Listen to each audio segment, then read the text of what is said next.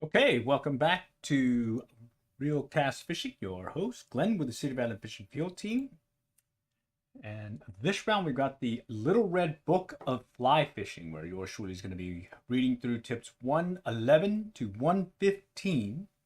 And we're just going to go through the Red Book, read the passages, and then from there, I will, maybe we'll talk about what that tip in particular has to say. And then I'll shift over to some Q&A. I know I've been getting some questions concerning some fishing up in some of the local areas that we have here. And I'm hoping maybe I can give you some more insight on that. And maybe elicit some additional discussion. So that said, let's just do a real quick chat start. Hello, hello. Hi, Xfinity. How's it going? Appreciate you joining today. We're just doing the Little Red Book of Fly Fishing. And, I'm just going to go and start here shortly. So let me shift over. And just to give you a quick rundown on what it is, we're going to talk 111, Rock On. And then from there, we'll go through that passage, take us to 112, Pillow Talk. 113, Rob the Banks. And then that's a long passage. 114, Rosenbauer's Rules. And then finally, 115, Be the Tree. And then from there, we'll just talk about different things and whatnot, and then go from maybe some questions. And I did bring some fish and flies, because the other day when I was hosting another live stream, question came up about let me see if I can move this over real quick. Okay, some questions on some flies that I like using when I'm fishing the local tail race. So instead of just talking about it, I'll give you a little visual as well. Because it's also a podcast, I'll also just maybe describe some details of it, so that those that are just listening audio wise can pick up on it. All right, so let's go ahead and begin. Let's just shift over to the first passage. 111, Rock On. That rock in the middle of the river or jutting off the bank should always get your attention. Why? Because that slab of granite affects the flow of the river, altering the current and creating subtle microcurrents around it. From downstream, you'll be able to see two distinct current lines to the right and left, where the water folds around the rock. Eventually, those currents merge like the bottom V of the letter V, or bottom point of the letter V, and that's where the cast number 1 should land, at the bottom of the B. Okay, bottom of the B.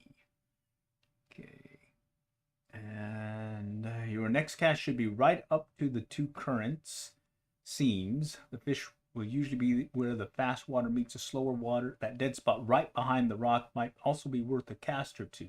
Although the fish usually don't tuck their noses right onto the stone, think about it. Excuse me. The food is washing down river, packed into the seam. When the current meets the slower water, the fish should swim into the heavy current or into the heavy water, but that takes energy, and insects there are moving at a quicker pace. If you were a fish, wouldn't you hang out where you have to use as little energy as possible to hold your position, especially when the buffet is churning right there? Let's see. And then here's a little picture of what they're describing. So a V, and at that point in that V is where you want to cast. So right here, and you can see in the picture where there is a particular trout just kind of hovering in that area, in the money zone, I call it. All right, so that is what they were talking about specifically. Let's see if I can go to the passage again. Rock On. All right, let's go ahead and shift over. And you know what that reminds me of is structure. You know, when you're fishing different parts of a pond, a lake, or whatnot, is you target structure, and that typically is where the fish are lurking. All right, let's see. 112, Pillow Talk. Trout like hanging out behind rocks, but it's always worth looking in front of them as well. The hydraulic effects of water rushing downstream and pressing against the rock create a small back wave in front of the rock. Call it a cushion or pillow, but a smart, often big trout can ride that wave just like the surfer on a board, expending little energy and reaping the benefits of seeing and eating insects as they wash downstream. Never leave a rock without at least making a cast or two on the front or side. Hey, another good point there.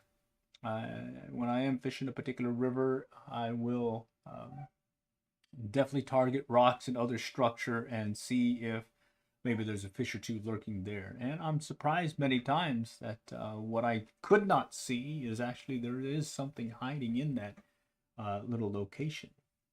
Excuse me. All right, let's go to 113. Rob the banks. Yellowstone River is one of the last great undammed waterways in the West, and many anglers' opinions, the ultimate trout river.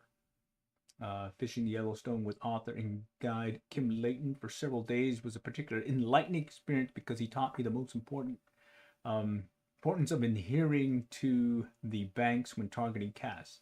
Although the mighty Yellowstone is wider than a 4-lane highway in some areas, it is amazing how much of the trout population can be found within feet, if not inches, of its banks. The reason is simple. Trout find cover, such as rocky outcroppings and fallen logs along the banks. They are less exposed to predators such as eagles and herons there, especially when compared to the open currents in the middle of the river. They also find plenty of natural forage, including sculpins and grasshoppers, close to the banks. A trout angler should concentrate on robbing the banks, whether fishing from a boat in the downstream direction or wading upstream. Your first focus should always be tight to the bank, where you step, watch where you step, fix your attention on the bank, and work your way out toward the middle of the river, covering the bank outward as you cast and move. And hey, that's some good advice there. I definitely recall many times where I'll be out there fishing a particular river, and I don't know how many times it's been the trout or the fish, even ponds, local ponds and whatnot, they are close to the bank versus hiding out in the middle of the river or in the middle of the lake. So keep that one in mind. Tip 113, rob the banks. Okay, so next one is Rosenbauer's rules, and I believe this is alluding to Tom Rosenbauer, who I did meet on one of the fly fishing events way back when. Way back when. That was pretty cool meeting him over there in Mesquite at the Texas Fly Fishing and Brew Festival. All right. Okay, so Rosenbauer's rules. Tip 114. Perhaps nobody has written as thoroughly and thoughtfully on the topic of breeding water as Tom Rosenbauer, marketing director for the Orvis Company and the author of the Orvis Guide to Prospecting for Trout and Breeding Trout Streams, among many other titles. Having had the opportunity to fish with Tom several times, most memorably on a blanket Hendrickson hatch on the Upper East Branch of the Delaware, as well as on some remote streams in Chile. I've always been impressed by his deliberate, methodical approach on the water. One always sees Tom's wheels turning well before he uncorks his first cast. I once asked him what were the first things he looked for when he got knee-deep in a river. I don't stand knee-deep in the river, he said. I stay as far away as I can and still be able to see the water. Fish are often right on the edges, especially if you are the first person up in the bank in the morning. Tom noted the absent telltale rises. He often assumes that the bigger fish will be at the tail of a pool. He doesn't necessarily target his first cast there, however. If I think I can cast into the seam in the faster water without messing up the tail out, I'll often cast there first. The fish tend to be easier targets in faster water, so that's usually a good place to start checking to see if you have the right fly and getting your confidence. Oh, I like that one. I tend to do the same thing when I'm fishing a particular pond, bank, and whatnot, is I'll step away from the bank and start casting near the bank, but away so I don't spook anything. The main thing I want to do is I want to make sure the first thing the fish sees is my lure, not my line, not my rod, and especially not me. Okay. All right, Rosenbauer's rules, not a good one to keep in your back pocket. Okay, last one for this round, and then we'll just carry it over to the next episode. We'll go through this round 111 through 115. Next round will be 116 through 120 until we get the book done, and then we'll be done with it, and we'll shift to another book. All right. So, let's close this one out. Be the tree.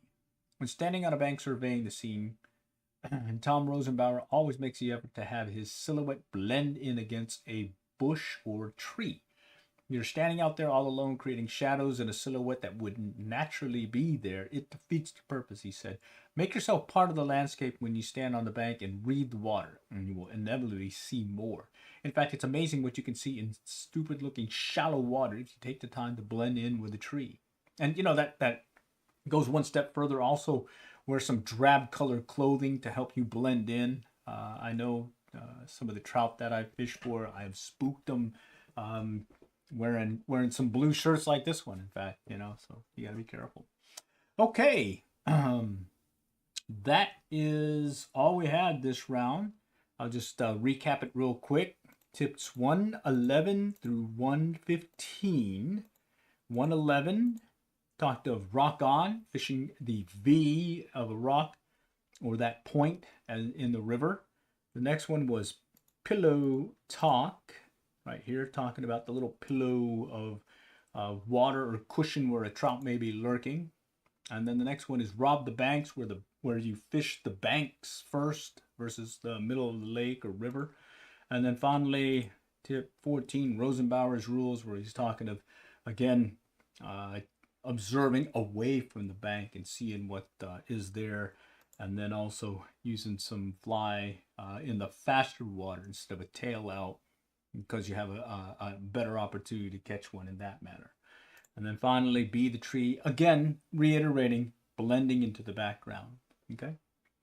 So with that is all I had out of the Red Book of Fly Fishing. So at this point, I'm going to open it up to open questions and answers, and maybe even shift over to answering the mail. Last one that I had was some suggested flies to use. In this case, these are ones that I typically use when I'm fishing for striped bass at our local tail race. I've used these at Denison Dam, Possum Kingdom, and several other tail races, as well as some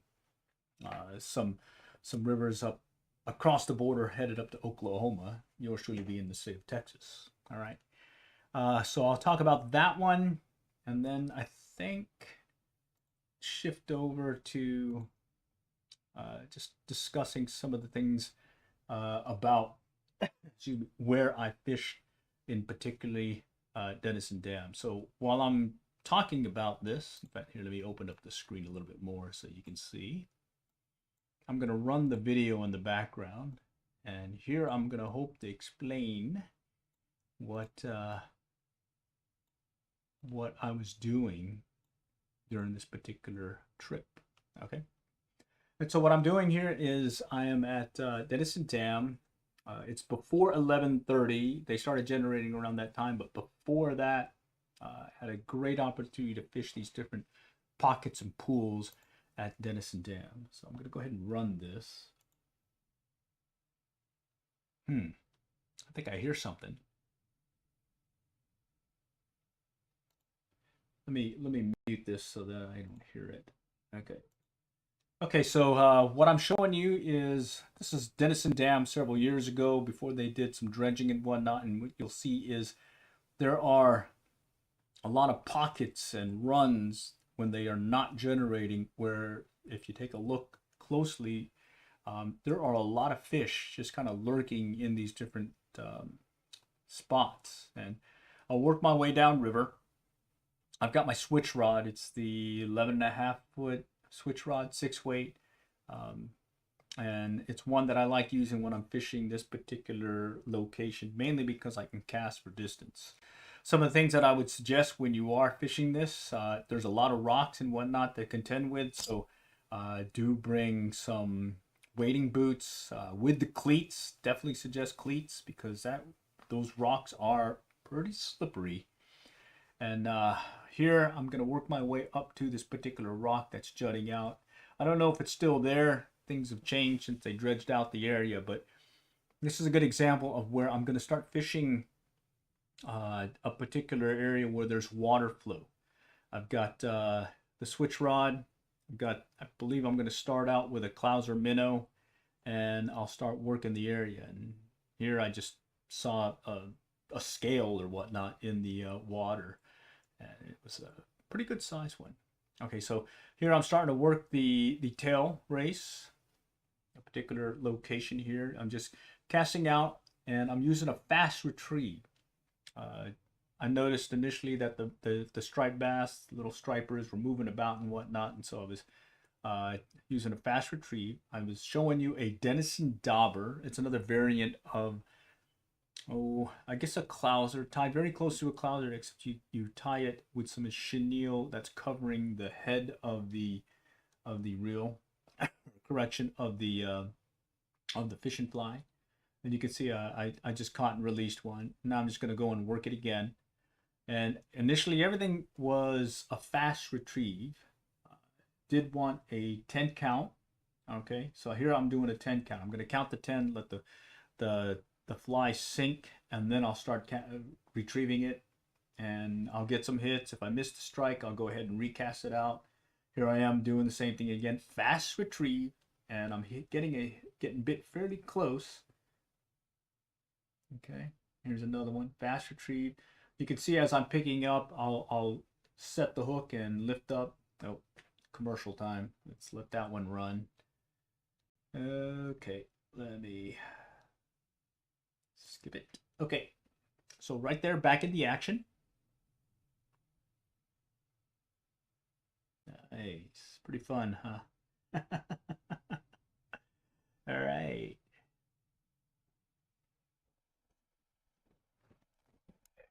Okay, let's just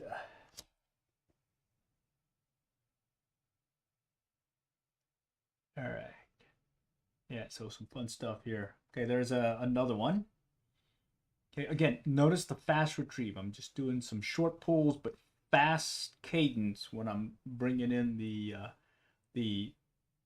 fly, and I'm watching for the pickup. I'm watching. Sometimes I'll get the tug on there, and I'll just start pulling in the fish.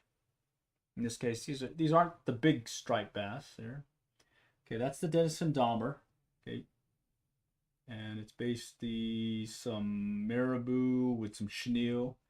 That is a Bennett's Lunch, and I tried that one out. And in fact, I've got some examples here to show you.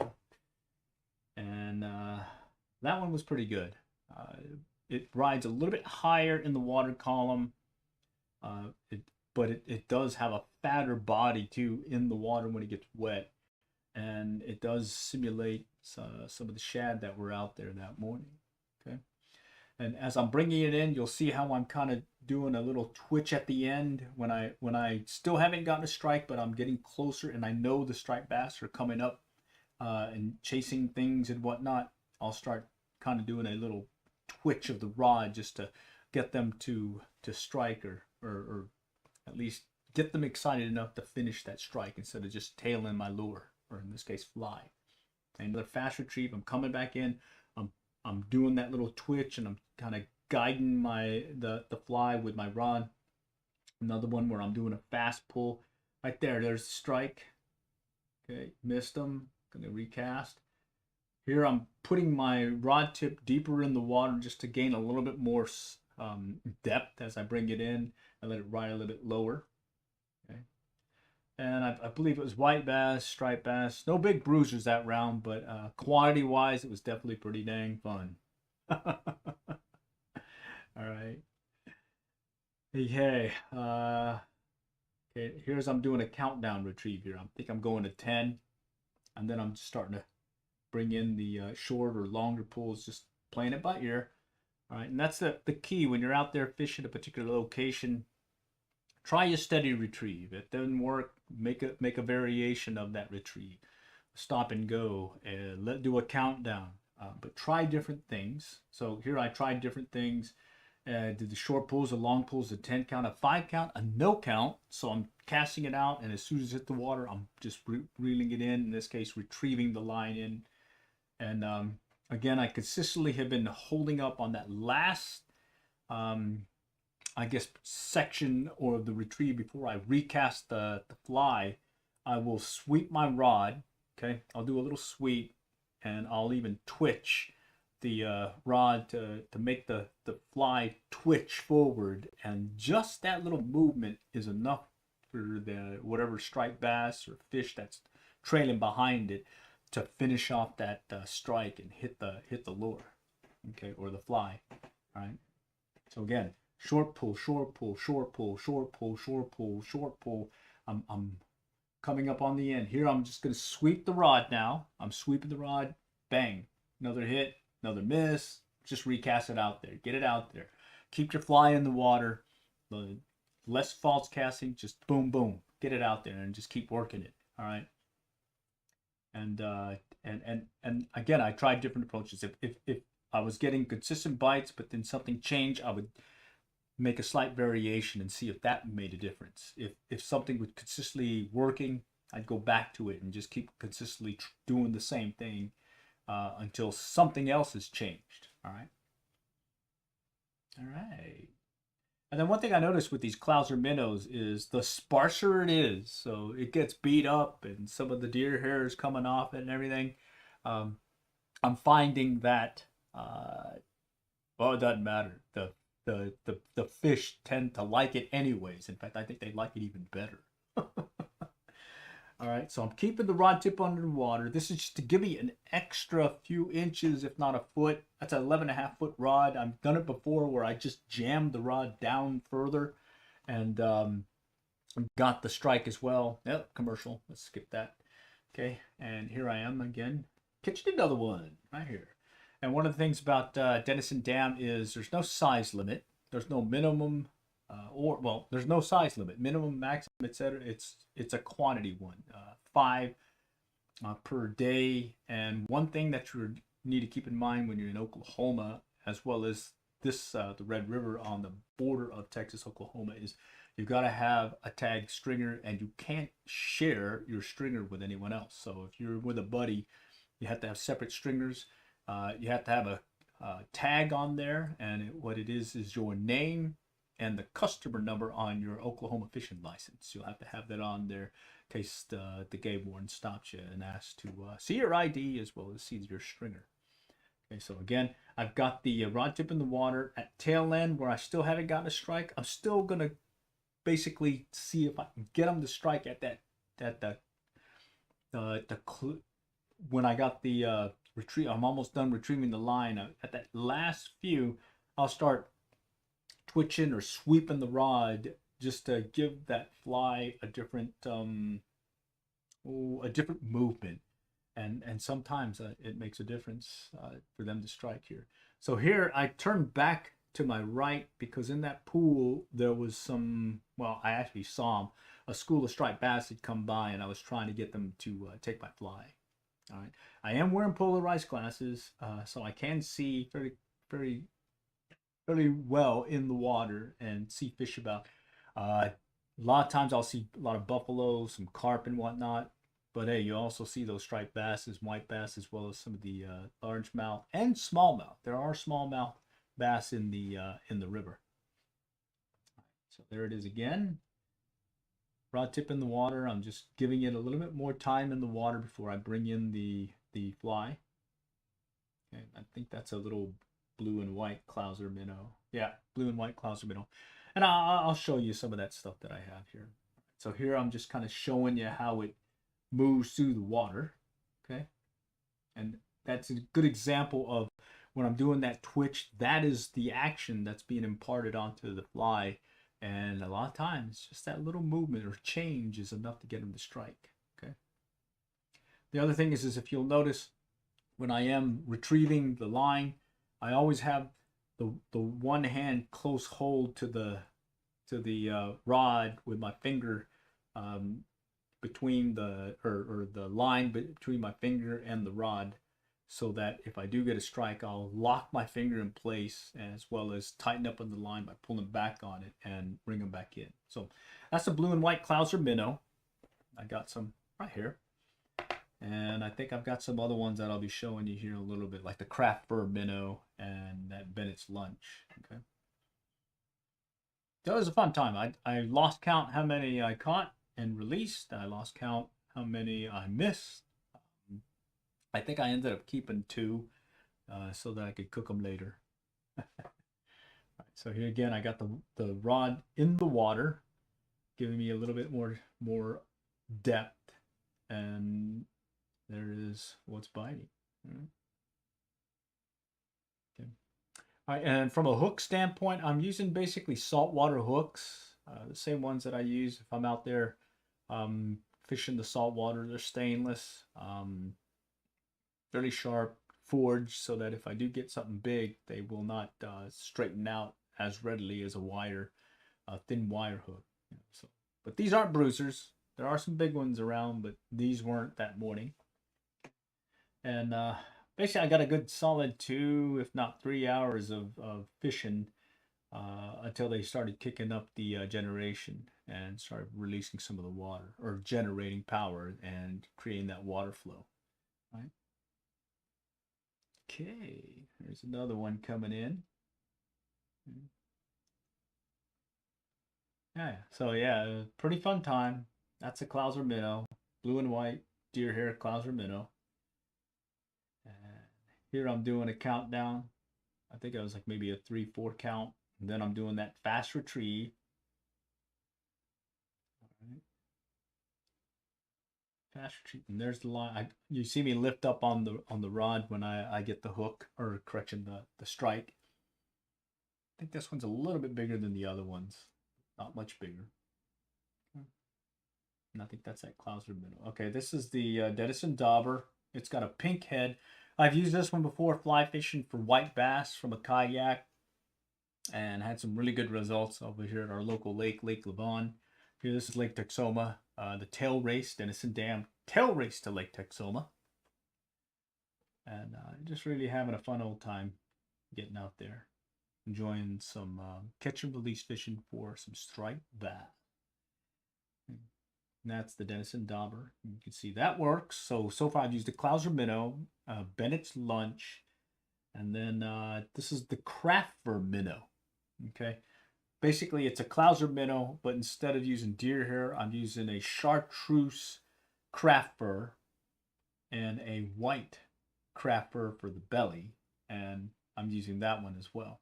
And you can see from a silhouette standpoint, excuse me, it does have a thinner shape, sort of like one of the ghost minnows, but still can mimic a shad. And yeah, that fly will get beat up pretty well. Let me see if I got one right over here I can show you. There we go.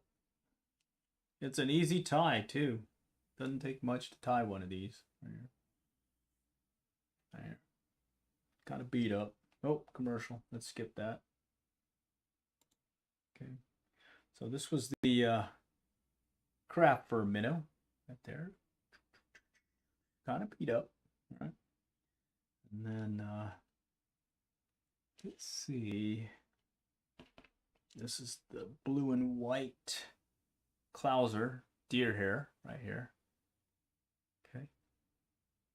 And that was one that was working well. And then I mentioned on a previous video what was it called? Well, I don't even know the name of it. I just picked it up at Green, and this one, for some reason, anytime I use it, I'm able to catch fish, and it's really beat up now. It has some eyes, but it's missing one. It's right here. You can't see it too well. Let me shift over to this other video right up here. Okay, maybe you can see that one. All right, so there it is. It's got an eye right here, and it's pretty beat up. There, let's see. Okay, so that's that one. All right, and then let's see. I think this may be even the fly that I was using in the video where he took it, the craft fur minnow, and you can see it's really beat up now. There. Look how beat up that is. All right. And it's a very simple tie. Okay. Little stainless steel saltwater hook style streamer deal. And that you can see I'm using some dumbbell eyes right here and built up the head, and that's it. Yeah. Love that you're showing to make flies or sporting fishing. All right, thanks, B-Man. I appreciate it. It's fun doing these videos and just showing you what's worked and also, well, what hasn't worked for us. And in this case, again, I'm doing short retrieve. I am using switch rod, and so it gives me a little bit more flexibility in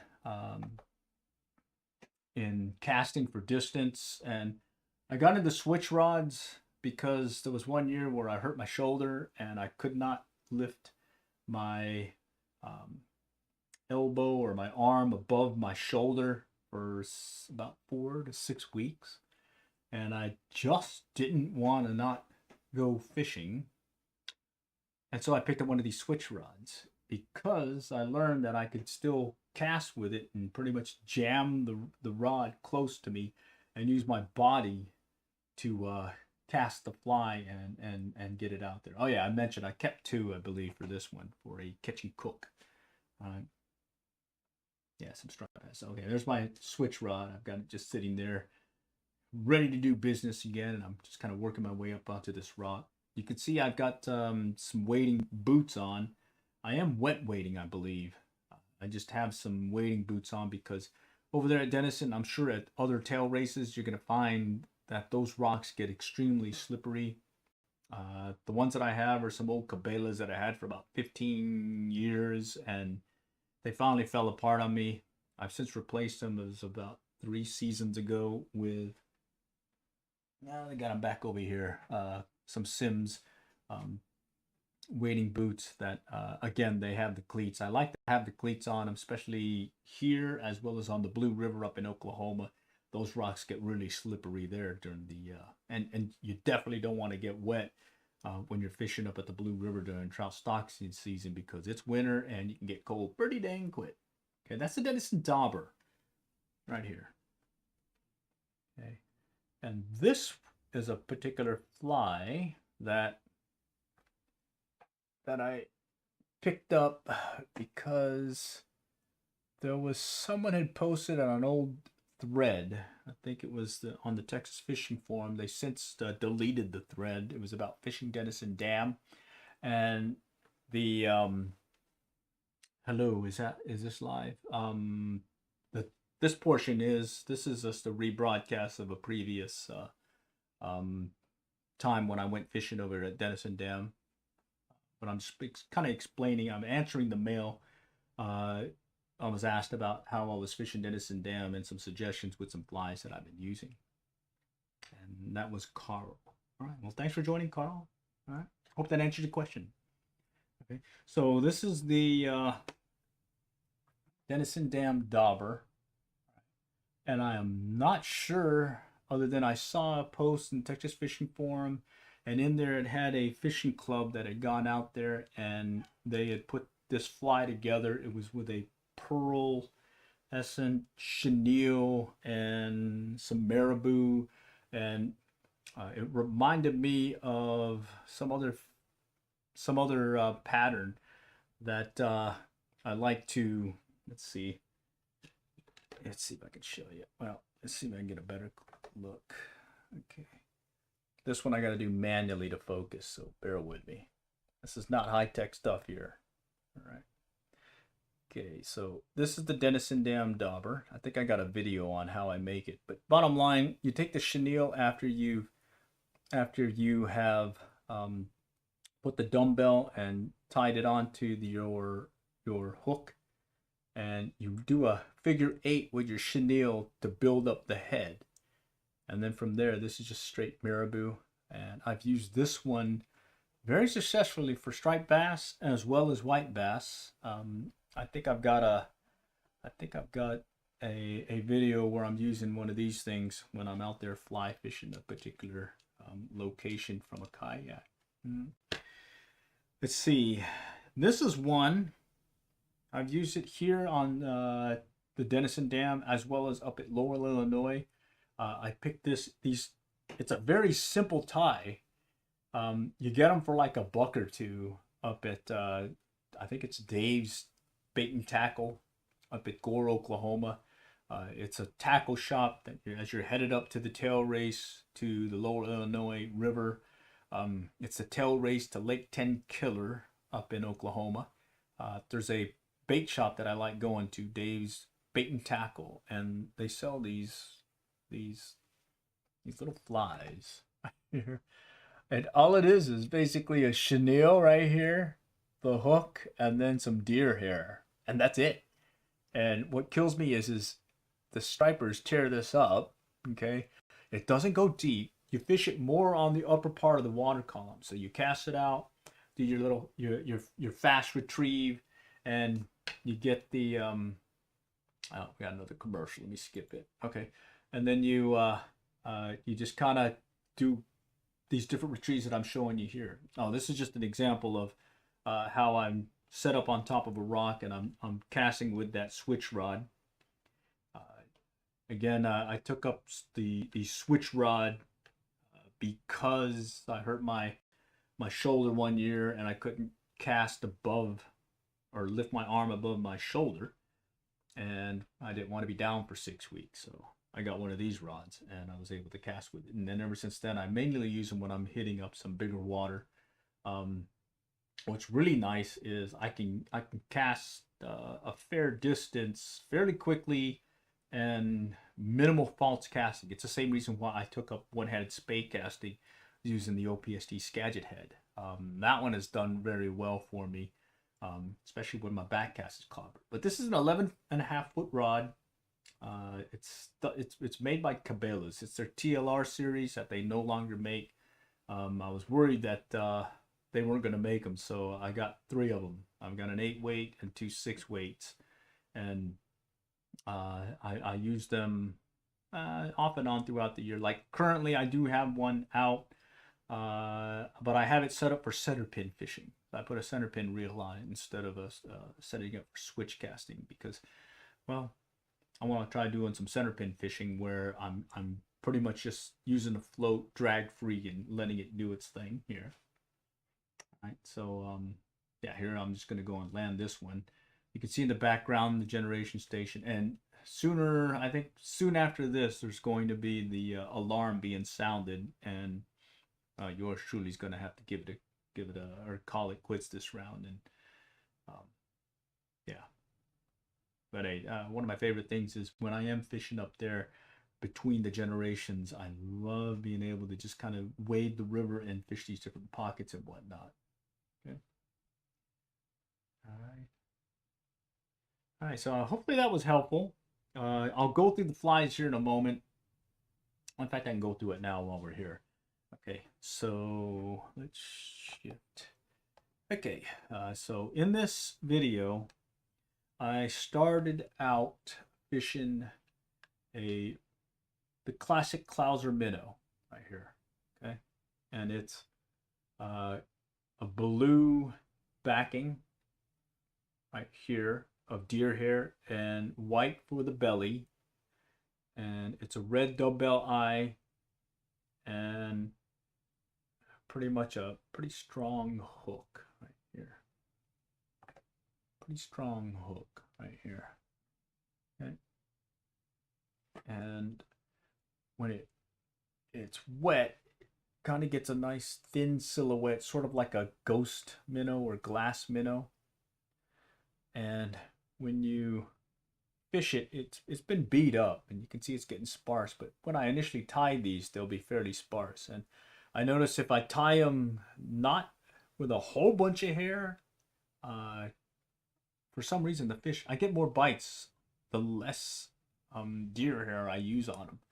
So maybe that's a good thing to keep in your back pocket when it comes to fishing these Clouser minnows. Okay, so it's your classic Clouser minnow, deer hair, a dark and then a lighter hair, the dark being on the back, the lighter being on the belly, and these dumbbell eyes. Okay, so a variant of that is, I call it the craft fur Clouser minnow. Okay, so it's the same thing as the Clouser minnow, tied the same way, but instead you're using craft fur. And this one was longer. I'd say it was another ½ inch longer, but it has since been beat up All right. By the striped bass, probably the same striped bass in this video here. All right. Okay. And what happens here is it will also get a nice silhouette. It rides higher in the water column, doesn't sink as fast as the clouser, and sometimes deer hair versus the craft fur. Sometimes one prefers the other. This is the one that has tend to be the fly that I've done the best with. I just consistently, it's been getting bit pretty well. It's got, doesn't have any dumbbell eyes or weight basically to it. It's basically the deer hair, some kind of flashaboo, and then there's a bead eye on here, and that's it. And it rides fairly high on the water column. It's not very big. I'd say 2.5 inches maybe. Okay. And I picked this one up. I don't know what it's called. I picked it up at Green Outfitters over there in New Braunfels, Texas. That store, basically just a short walk away from the Green Music Hall. So that's it. And it's beat up, but it still catches fish. And next time in the area, I'll probably get some more of these, just cause. There's another one that I picked up while I was down there, and it's these. It's on this side. These Bennett's Lunch over here. Okay. And these, I don't tie these. I just go ahead and buy them. These I picked up at over there in Green. And it's pretty thick. Look at that. Got it's like a mullet maybe, and got some pretty good hits. Not on this one in particular. It was more of this one right here.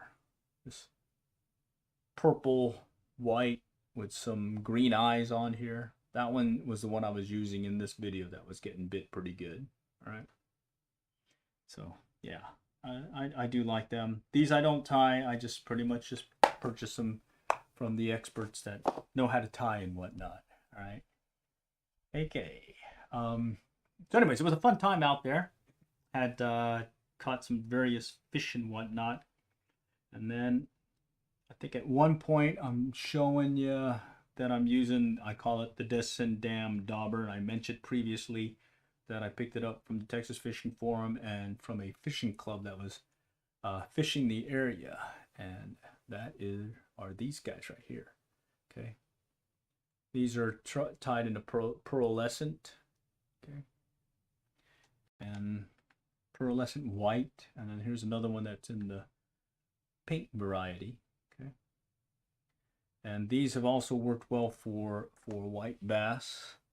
Okay. White bass.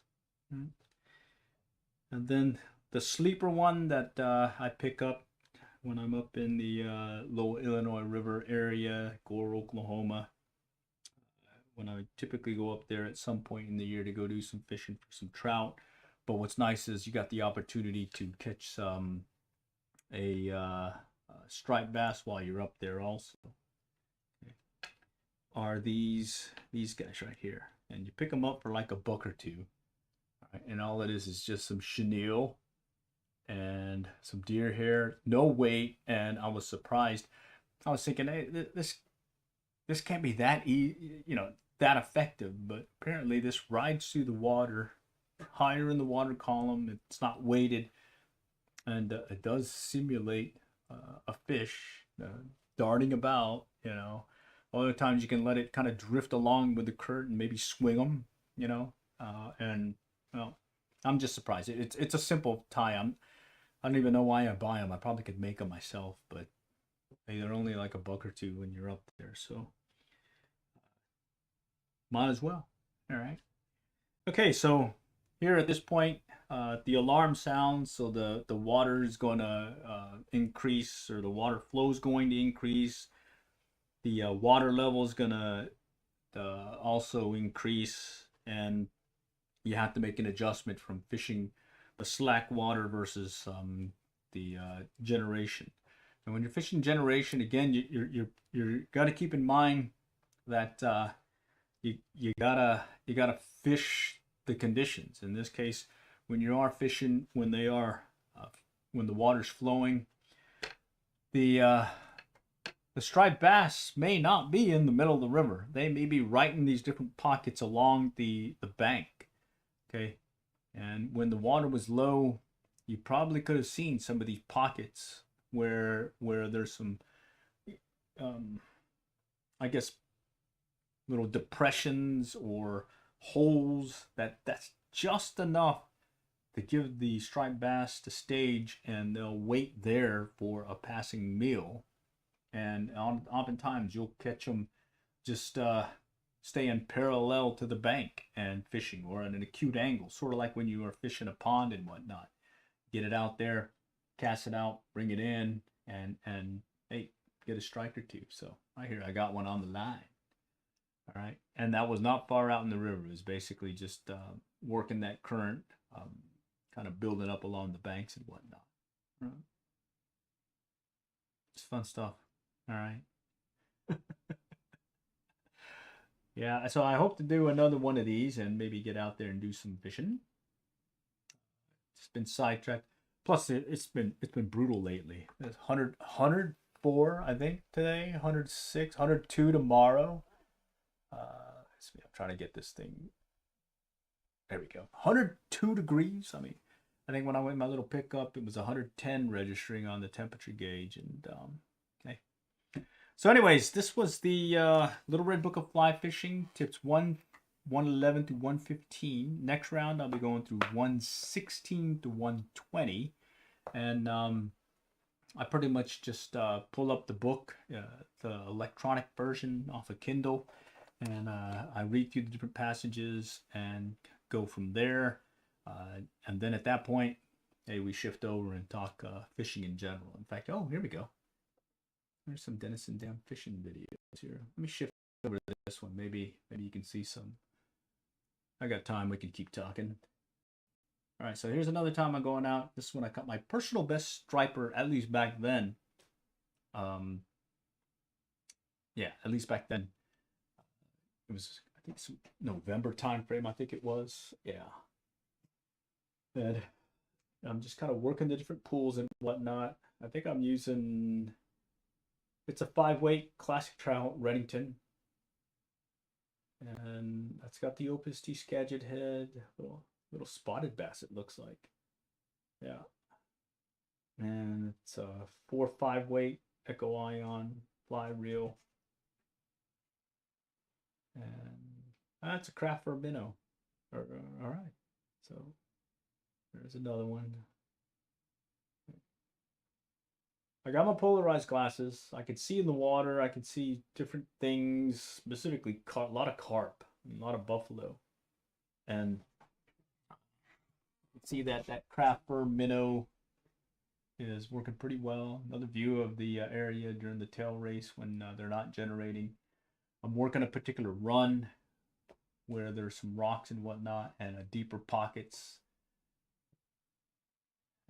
I'm just kind of, I think I switched over to maybe a woolly bugger or something. Okay. Just kind of playing around with these guys. It's pretty fun, you know. All right. Yeah. I think those are spotted bass. Yeah. All right, so I ended up catching 2 that I kept and took a break.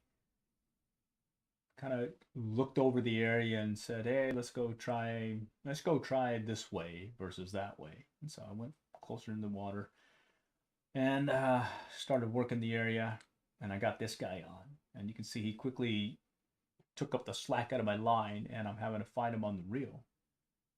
All right.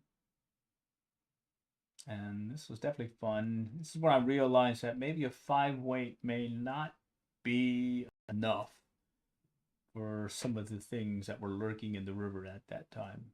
I think this was between the drought years and when they had I think when the spillway, when they went over the spillway and whatnot, and they started releasing some water. So yeah. So yeah, I fought this one, brought it in, and of course I did have a net. So that's when you catch your biggest fish, is when you don't bring a net. All right. And yeah, I'm kind of fighting them on the reel instead of on the line. And I'm putting a good bend in the rod. And I think after this one, after I land this one, and the next hit I get is a bigger one that ends up almost spooling me, took me to the backing and wrapped me on some rocks and broke off.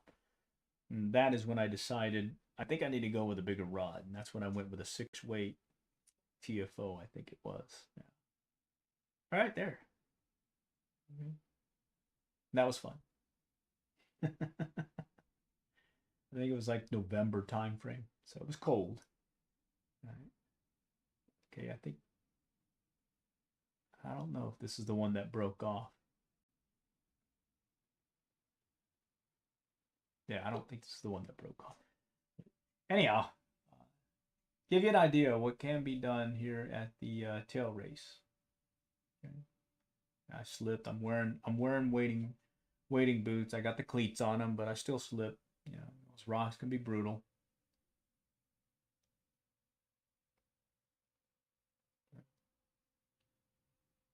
And you can see I've got a series of different videos over the years fishing it. And one that we were talking about earlier is this one right here, Denison Dam, fishing lots of stripers on the fly.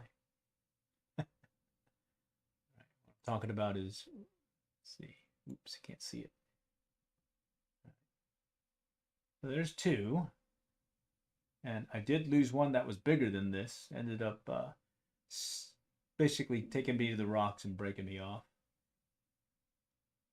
Right. That was definitely fun. Yeah, fun times on the Denison Dam. Right. Let's see. Let me take you to this one. Let's let the video, or let's let the commercial run. This is when they opened up the Buc-ee's up the road, and so yours truly had to go stop at Buc-ee's and pick up some breakfast of champions, a little coffee.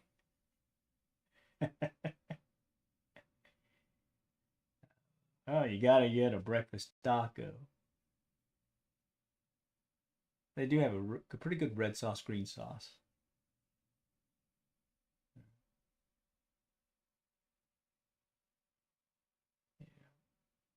fun stuff. Yeah. So some of the stuff I did prior to heading out. There's the Clouser. And there's the blue and white ones that I was talking about earlier. You can see the ones that I picked up from Lower Illinois. Now we're gonna just go make a run up. I think we stopped at it. Back then it was called Dave's Ski and Tackle. Now it's called Lone Star Food Store. Right.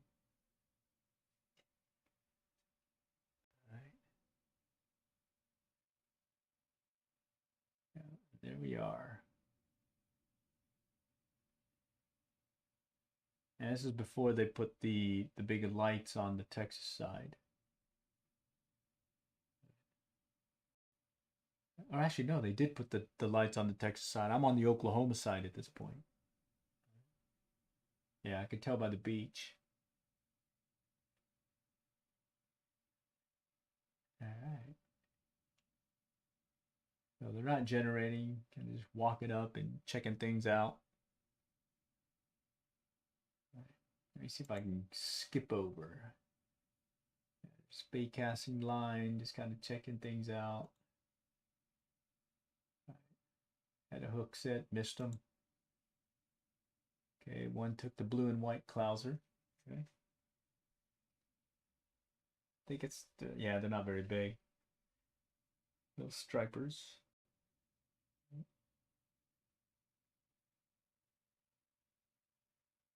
Let's see. This is at Akuma Rockaway, I think.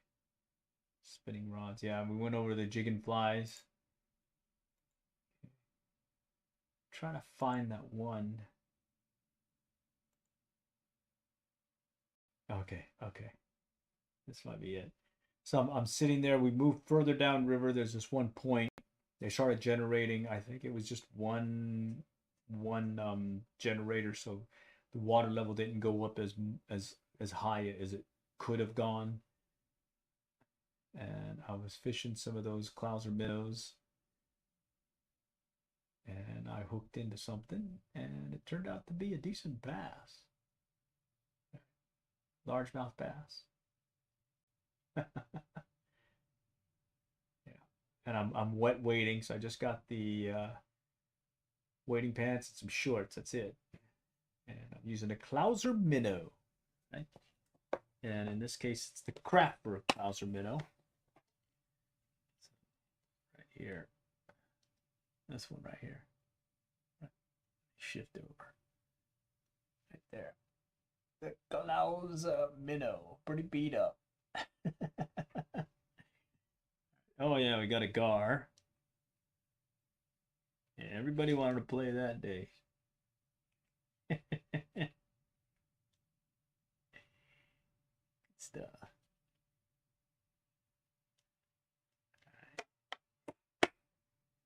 Okay. Well, I don't want to keep you guys here boring you with these fishing things. So, do you guys have any questions, comments, whatnot? All right, so that was fun. Another in the Little Red Book of Fly Fishing series, tips 111 through 115. Next round, I'll be going through 116 through 120. And then after that, we'll break out and maybe talk fishing things in general. In this round, we ended up talking Denison Dam, answered the mail about some of the fishing flies that yours truly likes using right here. And then just did a little presentation view of some past trips to the tail race and opened up for any questions if anyone had any. But that said, don't want to keep you holding here. So for those that are able to join, appreciate you joining. Appreciate the support. Hopefully we'll be doing some more. Do take a look at some of the mobile fishing live streams that I'll be doing, where I'll set up my Android phone on a neck harness and basically just cast away and just see what happens. Unedited, so you get to see everything, mistakes and all, as well as unfortunately some of the boring times where I'm not catching anything. All right, till next time, we'll catch y'all later, and good luck and good